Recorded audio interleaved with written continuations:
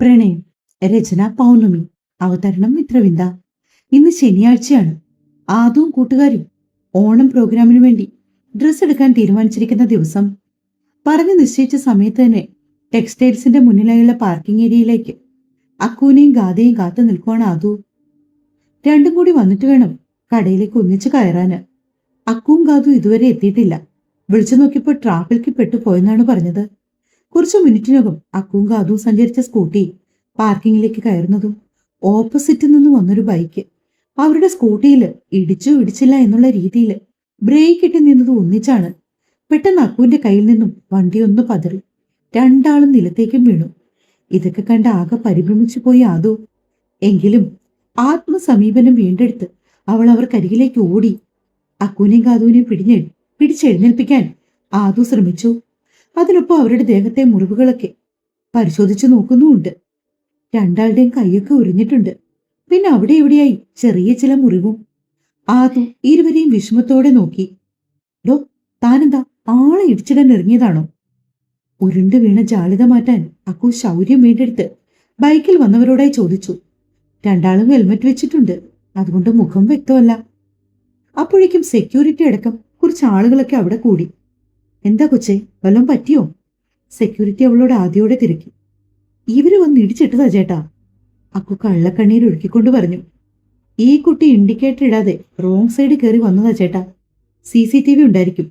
ചേട്ടൻ വിഷ്വൽസ് ഒന്ന് ചെക്ക് ചെയ്ത് നോക്ക്. ബൈക്ക് ഓടിച്ചത് കോൺഫിഡൻസോടെ പറഞ്ഞതും പരിചിതമായ ശബ്ദം മൂന്നുപേരും കൂടി ശ്രദ്ധിച്ചു. ആന്നോ കൊച്ചെ, കൊച്ചിന്റെ കുഴപ്പാണോ?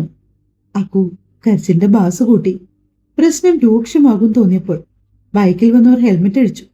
സന്ദീപ് സാറും അർജുനും. മൂന്ന് പേര് ഞെട്ടി. അർജുൻ ചിരി കടിച്ചമർത്തി നിൽക്കുവാണ്. ചേട്ടൻ CCTV വിഷ്വൽസ് ചെക്ക് ചെയ്യ്. നമുക്കല്ലെങ്കിൽ പോലീസിനെ വിളിക്കാം. പോലീസ് വരട്ടെ, അതാ നല്ലത്. ആരുടെ ഭാഗത്താണ് തെറ്റെന്ന് ഇനിയിപ്പോ പോലീസ് പറയട്ടെ. സന്ദീപ് പറയുന്നത് കേട്ട് മൂന്നും നന്നായി പേടിച്ചു. ഞങ്ങൾക്ക് പരാതിയൊന്നും ഇല്ല ഏട്ടാ, കുറച്ച് തിരക്കുണ്ട്. അപ്പൊ ശരി, എല്ലാരും പിരിഞ്ഞു വയ്ക്കൂ. അക്കു പറയുമ്പോൾ തന്നെ എല്ലാവർക്കും കാര്യങ്ങൾ മനസ്സിലായി. സെക്യൂരിറ്റിക്ക് അവളോട് ദേഷ്യം തോന്നി. അങ്ങനല്ലല്ലോ കൊച്ചേ, നിങ്ങളല്ലേ ആദ്യം പ്രശ്നം ഉണ്ടാക്കിയത്. ഈ സാറ് പറഞ്ഞതുപോലെ നമുക്ക് CCTV നോക്കാം. സെക്യൂരിറ്റി പറയുന്നത് കേട്ട് അക്കു സന്ദീപിനെ ദയനീയമായി നോക്കി. ഞങ്ങളെ വെറുതെ വിടാൻ പറയും സാറ് എന്ന് പറയും പോലെ. മൂന്നിന്റെ മുഖഭാവം കണ്ടിട്ട് സന്ദീപിന് പോലും അവരോട് പാവം തോന്നിപ്പോയി.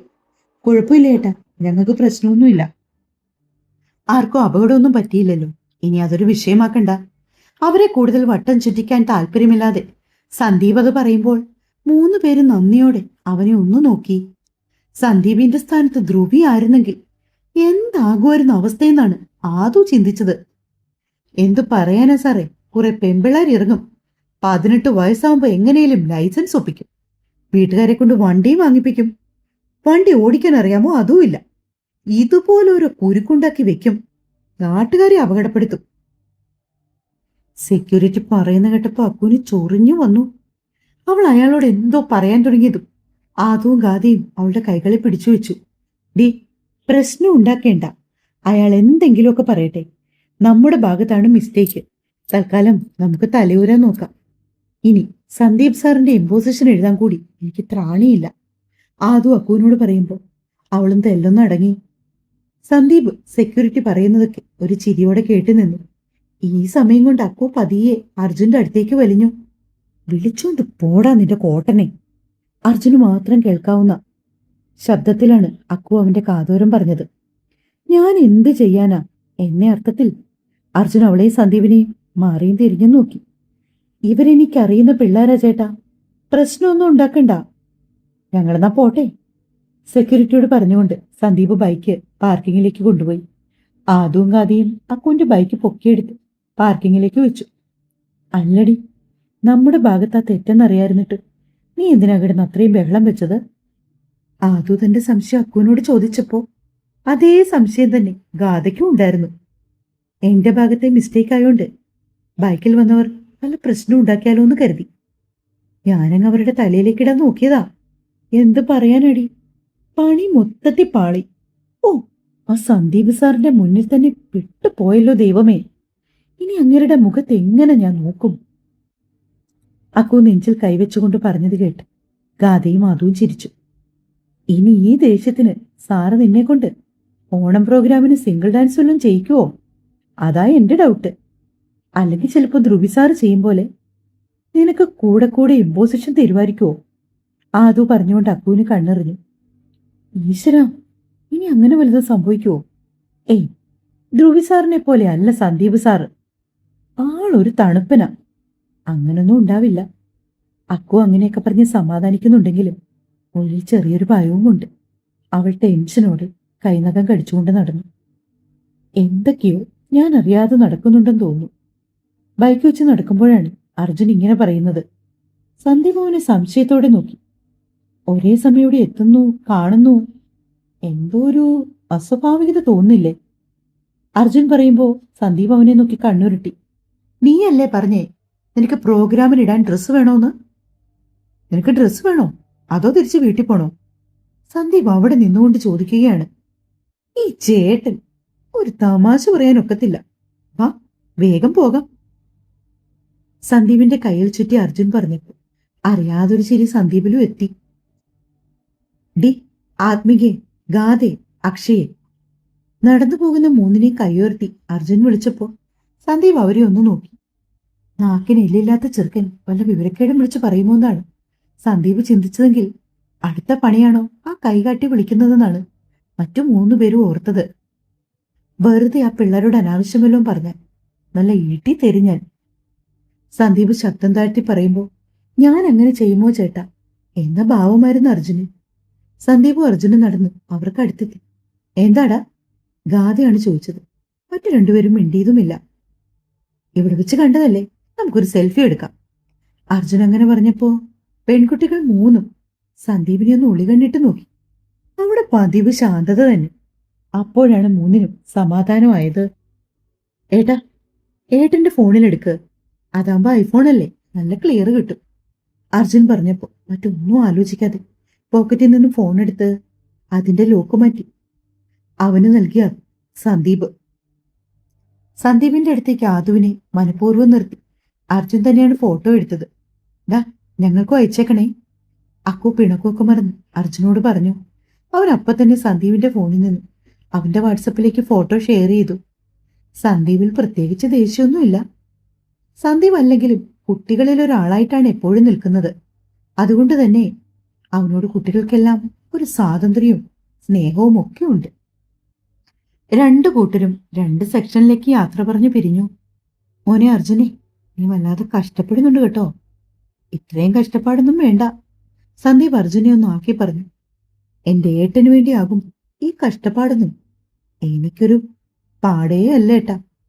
അർജുൻ പറയുമ്പോ ഇവനോട് ഇനി പറഞ്ഞിട്ടൊരു കാര്യവുമില്ല എന്നാണ് സന്ദീപ് ചിന്തിച്ചത്. അങ്ങനെ ഡ്രസ്സൊക്കെ എടുത്ത് സ്റ്റിച്ച് ചെയ്യാനും കൊടുത്തു. പുറത്തു നിന്നും ഫുഡും കഴിച്ചിട്ടാണ് ആദു വീട്ടിലെത്തിയത്. അച്ഛയ്ക്കിന്നും ജോലിയുണ്ട്. വീട്ടിലെത്തിയപ്പോ അമ്മ തകർത്ത് ഫോൺ വിളിയാണ്. കവറുകളൊക്കെ സെറ്റിയിലിട്ടിട്ട് അമ്മയെ കെട്ടിപ്പിടിച്ച് കുറച്ചു നേരം അങ്ങനെ തന്നെ ഇരുന്ന ആദു. അമ്മ തറവാട്ടിലേക്കാണ് വിളിക്കുന്നത്. മുത്തശ്ശിയുടെ സപ്തതിയെക്കുറിച്ചുള്ള ചർച്ചയിലാണ് അമ്മയും അമ്മാവനും അമ്മായിയും. അവിട്ടത്തിന്റെ അന്നാണ് മുത്തശ്ശിയുടെ പിറന്നാള്. ഈ ഓണത്തിന് 70 വയസ്സ് പൂർത്തിയാകും. അത് ആഘോഷിക്കണമെന്നാണ് മക്കൾക്കും മരുമക്കൾക്കുമെങ്കിലും മുത്തശ്ശിക്ക് അതിനോട് വലിയ താല്പര്യവുമില്ല. മുത്തശ്ശനും ചെറിയമ്മാവനും ഇല്ലാതെ അങ്ങനെ ഒരു ആഘോഷം നടത്താൻ ആൾക്കത്ര താല്പര്യമില്ല. എങ്കിലും എല്ലാവരും ചേർന്ന് ഒരു വിധത്തിൽ ആളിനെ കൊണ്ട് സമ്മതിപ്പിച്ചിട്ടുണ്ട്. അടുത്ത ബന്ധുമിത്രാദികളെ മാത്രം ഉൾപ്പെടുത്തിക്കൊണ്ടുള്ള ഒരു ചടങ്ങ്. അമ്മേ, ഗായമേയും വിളിക്കണം. ഫോൺ കട്ടായപ്പോൾ സേതുവോട് ചേർന്നിരുന്നുകൊണ്ട് ആദു പറഞ്ഞു. അതിനെന്താ, വിളിക്കാമല്ലോ. അച്ഛൻ വരട്ടെ, നമുക്കെല്ലാവർക്കും കൂടി അവിടെ പോയി വിളിക്കാം. സീത പറയുമ്പോൾ ആദു സന്തോഷം കൊണ്ട് തുള്ളിച്ചാടി. ഞാനേ ഗായമേ കണ്ടിട്ട് വരാം. സേതയോട് പറഞ്ഞുകൊണ്ട് ആദു ഗായത്രിയുടെ വീട്ടിലേക്ക് പോയി. ധ്രുവി ക്ലബിൽ പോയിരിക്കുവാണ്. അതുകൊണ്ട് ഗായത്രി മാത്രമേ വീട്ടിലുള്ളൂ. സീതയോട് പറയും പോലെ ഇന്നലത്തെ സംഭവവികാസങ്ങളെല്ലാം ഗായത്രിയോടും പറഞ്ഞു ആദു. എല്ലാം ഒരു ചിരിയോടെ കേട്ടിരുന്ന ഗായത്രിയും ആദുവിൽ നിന്നും പറഞ്ഞു കേട്ട് ആദുവിനെ പോലെ ആ രണ്ട് കുട്ടികളെയും ഒരുപാട് ഇഷ്ടമാണ് ഗായത്രിക്ക്. അല്ലെങ്കിലും നമ്മുടെ പ്രിയപ്പെട്ടവർക്ക് പ്രിയമായതെല്ലാം നമുക്കും അങ്ങനെ ആണല്ലോ. എന്റെ ഗായമേ, ആ വിശ്വാമിത്രനും ഞാനുമെങ്ങാനും ആയിരിക്കണം ഇന്ന് അവിടെ അവരുടെ സ്ഥാനത്ത്.